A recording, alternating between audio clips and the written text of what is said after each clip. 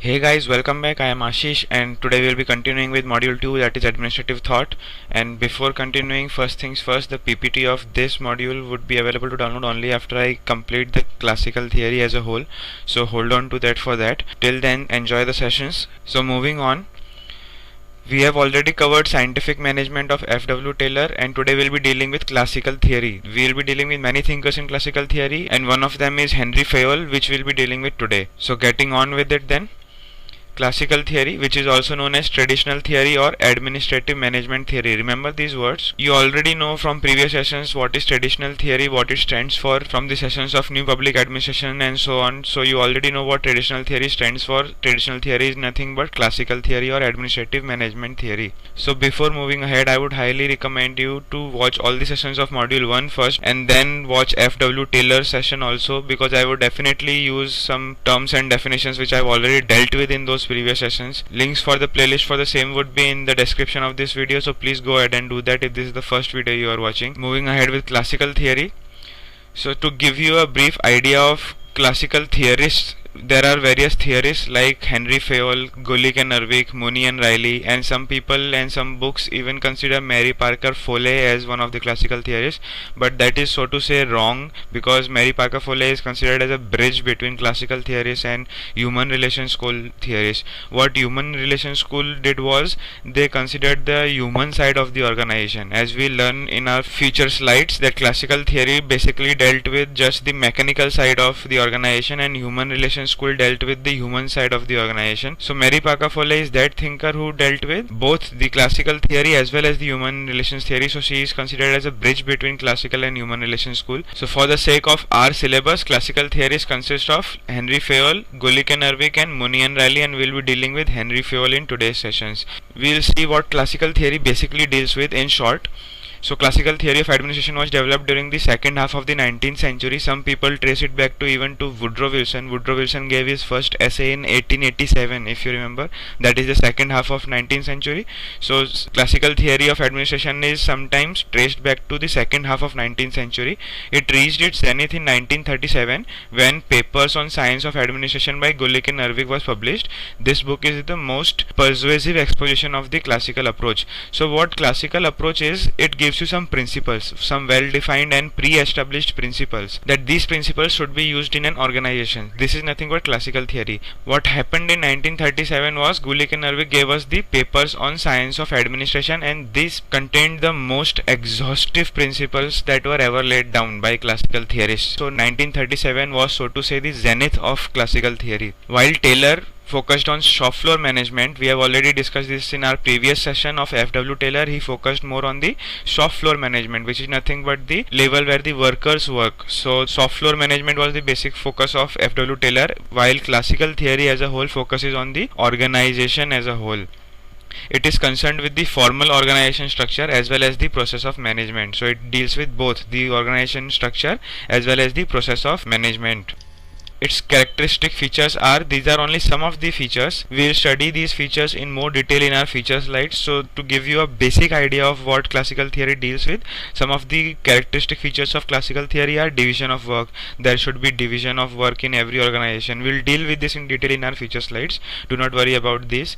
Hierarchy, impersonality, order. There should be order to each and everything, each and every process. There should be a structure to each and every organization. So these are some of the features of classical theory. We will deal with all of these and many more in detail in our feature slides. However, division of work is the central tenet of classical theory. Whichever author or thinker of classical theory you pick up, whether it be Fayol or Gulick or Urwick or Mooney and Riley, all of them focus mainly on division of work. They say that division of work is very important part of any principles of organization. So division of work is the central tenet of the classical theory as a whole. Also, like Taylorism, like F.W. Taylor, classical theory advocates the concept of economic man. What is the concept of economic man? That man as a human being is only motivated by monetary factors, only motivated by money. He is not motivated by social factors, his friend, his psychological factors. He is not motivated by any other thing. He is just motivated by money. This is the concept of economic man. So as we have seen in our previous session of F.W. Taylor, Taylor propagated the concept of economic man. On very similar lines, classical theory also advocates the concept of economic man. So, continuing our theme concept, the classical thinkers firmly believe that the efficiency and economy of the organization can be maximized when it is established in accordance with certain fundamental principles. As I have already said, classical theory basically gives us some well defined and pre established principles. So, what classical thinkers believe is that efficiency and economy of organization can be maximized only when it is in accordance with some principles, and they give us these principles, that these are the principles that if you apply will increase the efficiency and economy. Formulating principles of organization became their most important concern. This is but obvious. They also believe that administration is same everywhere. That is, administration is administration irrespective of the nature, type or content of work. Administration is universal is what they meant. Administration is same everywhere, and that is why these principles can be applied everywhere and anywhere. This is what classical thinkers believe, that administration is same everywhere. Hence they concluded that principles of organization have universal validity. As I already said, these principles can be applied everywhere because administration is same everywhere. So moving on, today's thinker is Henry Fayol. We'll learn about Henry Fayol now. So basic background of Henry Fayol is that he was born in France in 1841. He worked as an engineer. If you remember correctly, F.W. Taylor was also an engineer. In a similar way, Henry Fayol was also an engineer. He worked as an engineer in a mining company. By 1888, he had risen to the position of MD of that company and whatnot. Based on his experience, he wrote a book which is known as General and Industrial Management. This book came out in 1916, General and Industrial Management. Now, since Henry Fayol was a French guy, the name of this book was different in French. We'll see about that later. This is the English translation of the title, General and Industrial Management, which came out in 1916. His papers on the theory of administration in the state in 1923. So he gave us some papers in 1923 which were titled The Theory of Administration in the State, and these are considered as a major contribution to the theory of PubAd as a whole. These papers of Henry Fayol are a major contribution to the theory of public administration. Fayol is also considered as the founder of managerial approach. Now you will understand this why in our future slides, why he is called the founder of managerial approach. You will understand this very clearly, do not worry about this, but for now you understand that Fayol is also known as the founder of managerial approach or the management process school. Now some fun fact about Fayol: although scientific management was by F.W. Taylor. If you remember, scientific management was by F.W. Taylor. So although scientific management was for long considered an American invention and rooted in the writings of F.W. Taylor, Fayol's writings in fact precede those of Taylor. A major paper by Fayol on general principles of administration was published as early as 1908. So in 1908, Fayol published one paper which was titled General Principles of Administration. It is no wonder that many historians of European management thought consider Fayol as a pioneer of scientific management. So historians and thinkers of Europe consider Henry Fayol as the pioneer of scientific management, and what Americans have done is they have given the name of father of scientific management to F.W. Taylor, but there are many historians in Europe who still consider Henry Fayol as the pioneer of scientific management. It is a pity that just as in case of Weber, Max Weber is a German thinker. We'll learn about him in our future sessions. So it is a pity that just in the case of Weber, the importance of Fayol's ideas was discovered outside Europe only after the translation of his works into English. So as we already saw, Fayol was born in France. He was a French guy, so whatever he wrote it in French. And his ideas did not become popular outside Europe because they were basically in French, and outside Europe the most prevalent language was in English. So his works were recognized outside Europe only after his works were translated into English. For example, Henry Fayol's Administration Industrielle et Generelle. As I already told you, this was the name of his book in English after it was translated in English, General and Industrial Management. In French, the title was Administration Industrielle et Generelle. This book was first published in France in 1916, but it did not come to light in the English speaking countries until its English translation was published in 1929. So as you can see, in France it was published in 1916, but only after it was translated in English it was known to outside world in 1929. So people had no way of knowing that a person named Henry Fayol even existed. And this is the same thing that happened with Max Weber also. Max Weber was a German thinker, so his writings were recognized outside Europe only after they were translated into English. So basic takeaway from this is that many historians of Europe still believe that Henry Fayol is the pioneer of scientific management. Moving on, there is some controversy with terminology. The terms administration and management have acquired some controversy after they were translated into English from French. So as we know, Fayol's work was translated into English from French. So this work of translation was done by Constance Stores. Constance Stores translated into English the French version of Fayol's book.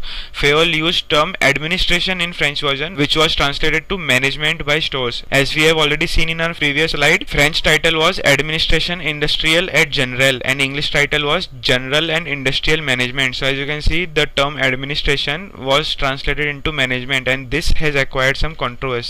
This created confusion as well as disagreement among scholars. Some scholars like Ervik, Brody and Wren, these scholars, they say that the term should have been translated into English as administration and not management. Brody goes on further to say that if one has to go by Stoss translation, one cannot avoid the feeling that Fayol was mostly concerned with industrial management. As you can see, the English title was General and Industrial Management. So what Brody says is, if you go by Stoss translation, you get the feeling that Fayol was dealing with industrial management, which was not the case, which would be a mistake. This is what Brody says, which would be a mistake. The better and correct term would have been business and general administration. So Brody says that the correct term would have been, Stoss should have translated it as business and general administration instead of general and industrial management. The correct translation would have been business and general administration. So this is the controversy that has acquired over the years, that translation is wrongfully done. So moving on, basic ideas of Fayol. We'll see what Fayol basically dealt with. The first idea that Fayol gave us is that the administrative theory is universal. It is same everywhere and anywhere. So the administrative theory is universal. A widespread tendency in the Western countries of those times was to draw a distinction between management and public administration. They said that management was an activity confined to only conducting industrial or commercial undertakings, and public administration was the art of conducting government activities. So this was a distinction that was being drawn in Western countries during those times. What Fayol said was, such a distinction between management and public administration is false and misleading. He said that the meaning which I have given to the word administration, this meaning broadens considerably the field of administrative science. So the field of administrative science is considerably broadened by the meaning which I have given to the word administration. What meaning did he give? He said that the administrative theory is universal. This is what the meaning he gave to the word administration. He said that administration is same everywhere. It embraces not only the public service but enterprises of every size and description, of every form and purpose. So every organization deals with administration. He says that administration is same everywhere. This is what the meaning he gave to the term administration, and he said that this meaning given by me broadens considerably the field of administrative science. He further says that all undertakings require planning, organization, command, coordination and control. I have prepared a mnemonic to remember this. That is nothing but POCCC. Do not confuse this with Podskop of Golik and Ervik. We saw the Podskop model of Golik and Ervik in our very first session of meaning, scope and significance. We will see that again in our session of Golik and Ervik. So do not confuse this with Podskop of Golik and Ervik. This is another mnemonic to remember these 5 elements given by Taylor. POCCC: planning, organization, command, coordination and control. So Fayol says that all undertakings require planning, organization, command, coordination and control, and in order to function properly, all must observe the same general principles. So these general principles can be applied everywhere. We are no longer confronted with several administrative sciences, but with one which can be applied equally well to the public and private affairs both. So administration is same everywhere. Administrative theory is universal, is what he meant by this. According to Fayol, totality of activities of an industrial undertaking. If you take an industry, a factory, an industrial undertaking has 6 basic classifications of activities. All the activities of an industrial undertaking can be divided into 6 groups. These 6 groups are: first group is of production, manufacture and adaptation, which is nothing but technical activities. Production and manufacture, all these are technical activities. Another group is buying, selling and exchange, which is nothing but commercial activities. Buying and selling, these are commercial activities. Then comes your financial activities, which is nothing but search for an optimum use of capital. Using capital judiciously and searching for capital is nothing but your financial activity. Security activities, which is nothing but protection of property and persons. Accounting activities, which is nothing but stock taking, balance sheets, costs, statistics.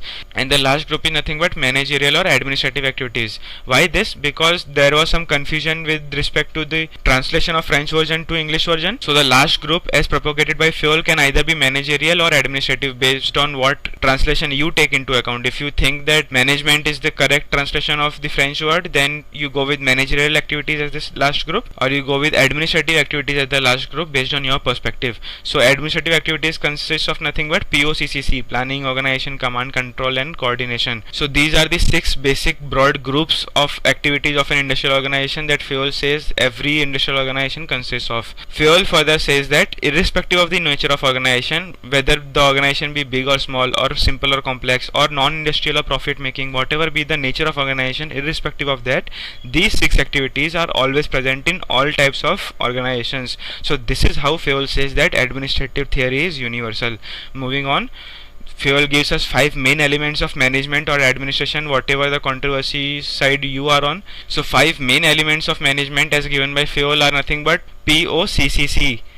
So the first element is planning. As you can see, Fayol used the term prévoyance in his French version of book. So this French term prévoyance got translated into planning, and this is the correct translation because prévoyance basically means to foresee or to anticipate or to make plans. So this is the correct translation. There is no controversy behind the term prévoyance. So Fayol used the term prévoyance and this got translated into planning. Fayol's views are nothing but we should examine the future and draw up a plan of action. This is nothing but planning in Fayol's eyes, that we should examine or anticipate the future and we should draw up a plan of action for that future. The plan should have the characteristics of unity, continuity, flexibility and precision. This is nothing but planning.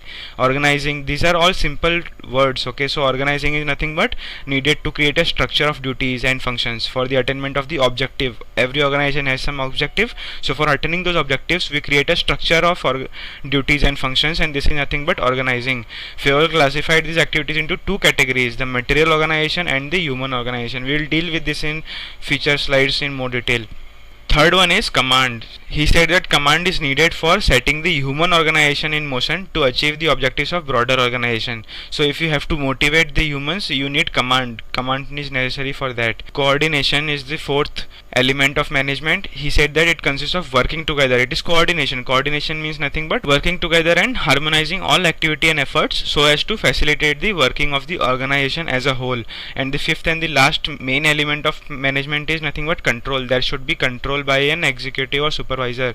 So to ensure everything occurs in conformity with established rules and expressed commands, there should be control over all the things in an organization. So Fayol gave us these 5 elements of management: POCCC: planning, organization, command, coordination and control. Moving on, Fayol also gave us some attributes of a manager or administrator, what attributes a manager should show. So these attributes are: first is physical attribute, which is nothing but he should be in good health, vigor and appearance. So first attribute is physical. Second attribute is mental, that he should have the ability to understand and learn. Judgment, he should have the ability to judge. He should have the mental vigor and adaptability. So this is nothing but the second attribute, the mental attribute. The third attribute is moral attribute, that he should have firmness and willingness to accept the responsibility. Fourth attribute is the general education should be there with the manager.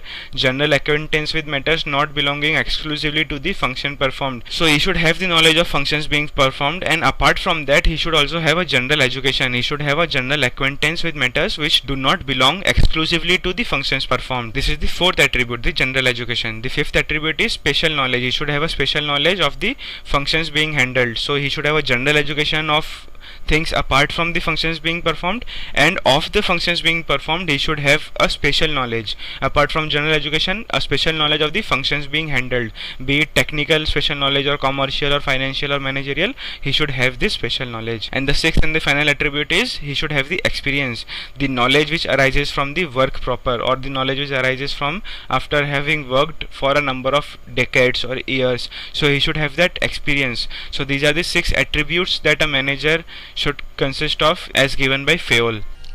Now what I'll do is I'll stop this session here and I'll deal with the principles of management in a brand new session, because principles of management require in-depth understanding. So the link for the second part of Henry Fayol would be in the description of this video. Peace out.